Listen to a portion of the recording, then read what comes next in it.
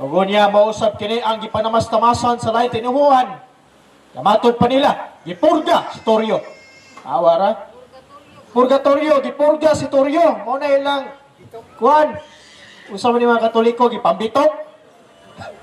Gipurga no si Toryo. Bueno, mga igsoon, ato sang i-define kung unsa kining pulong purgatorio. Ato sang kwaon ang pinakauyukan ini kung unsa gayud kining terminuha. Ang pulong purgatorio kung purgatorio mga igsoon gikan sa Latin nga gitawag og purgatorium. Unsa man ni purgatorium? Gipurga ang antorium, dili po tingali. Ha? Kung may tawag purgatorium mga igsoon sa Latin, ang meaning anang naa place of purification. Ganong gitawag man nag place of purification kon lugar sa hinlo, lugar putianan. Ngano man, tungod kay kung atong sundon ang gramatika sa Latin mga igsoon, kung tag purgatorium, that is kaning gitawag na to og neuter noun. Kung may tag neuter noun, wala na gender ng naa. Dili na siya bae, dili po na siya laki. Kaya kung may tag noun mga igsoon, sa mga hitsas din sa English mga igsoon, tag noun, a noun is a word used to name a person or place. So, dili siya ma-address dito sa ngalan, tungod kay ang neuter noun, dili man siya gender. Wala man siya gender. Therefore, dito siya applicable, naka-attach sa kinini ang place. Mauna nga, sa ligdong pagpasabot anang purgatorio mga igsoon, place of purification. O niya, ang definition na nasa simbahang Katoliko, doon naman tayo libro din nga gitawag og Catechism sa pahina 423 sa numero 485 ingundre, what is purgatory? Purgatory is the suffering that cleanses the souls of those who die in the state of grace. Sa ato pa magkagalaan ang purgatorio o sa kapag antos alang sa paghinlo sa mga kalad nga naa sa estado sa grasya.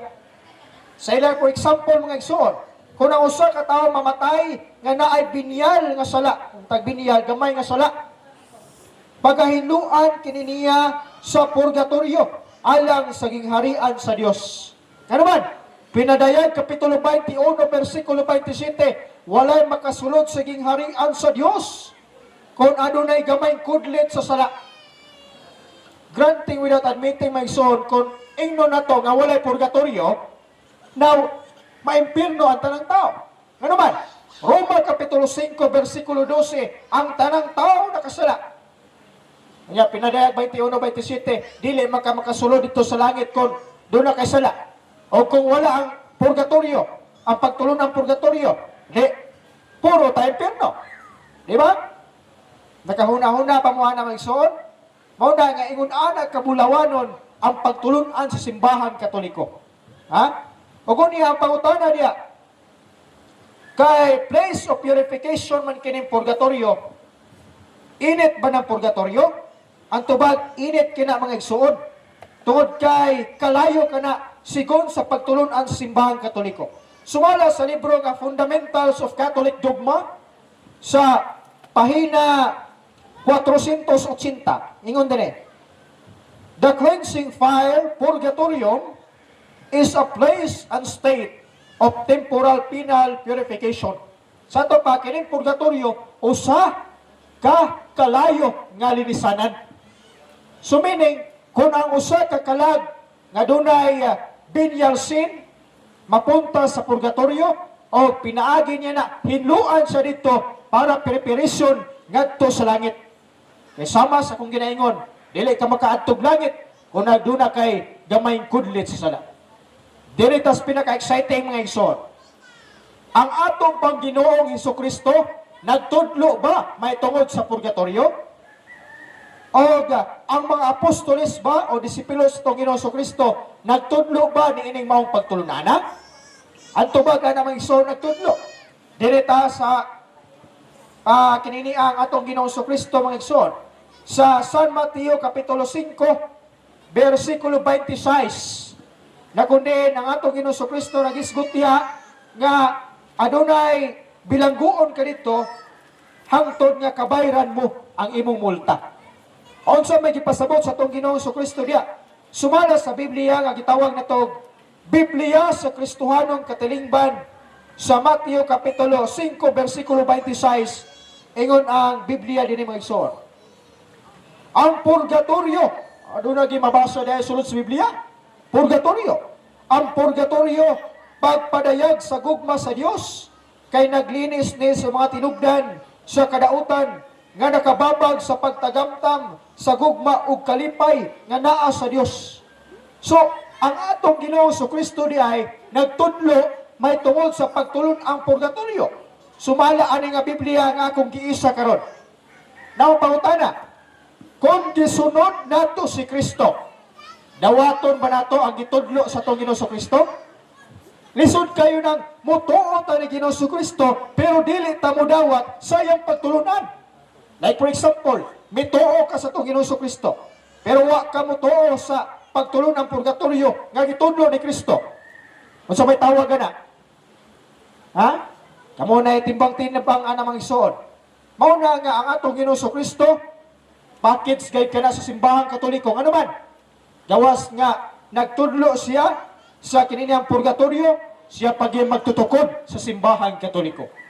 So, napribahan naman nato nga ang atong Ginoo Kristo nagtudlo may tungod sa purgatorio dinhi napunta sa mga apostoles.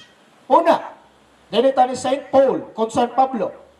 Ang atong Ginoo Kristo nagtudlo na niya si San Pablo nagtudlo sa unang Korinto kapitulo 3 versikulo 15, no?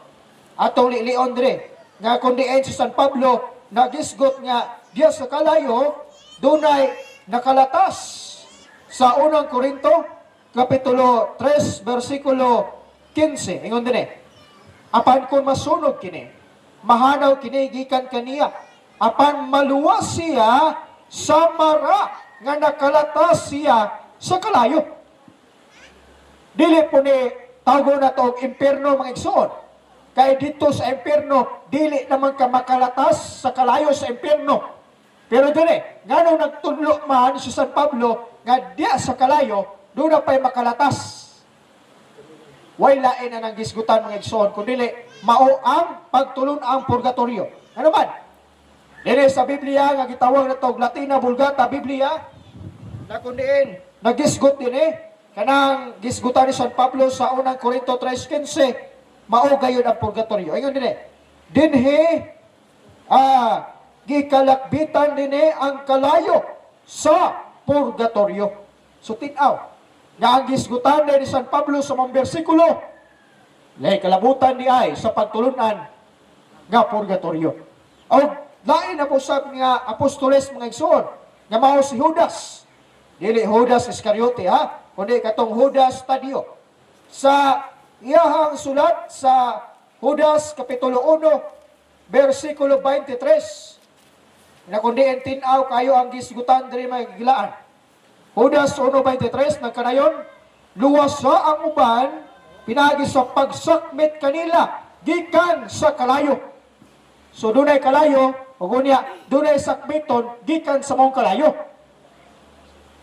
Unya dili kini matawag og impierno tungod kay sama sa ginaingon ang impierno, dili na ka masakmit didto.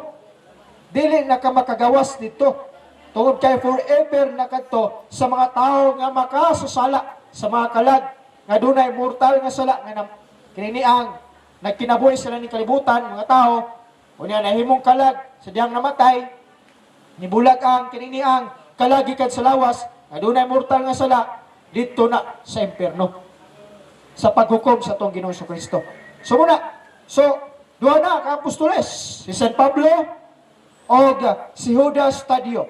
Una na itong isa, para tulo tanan. Si San Pedro.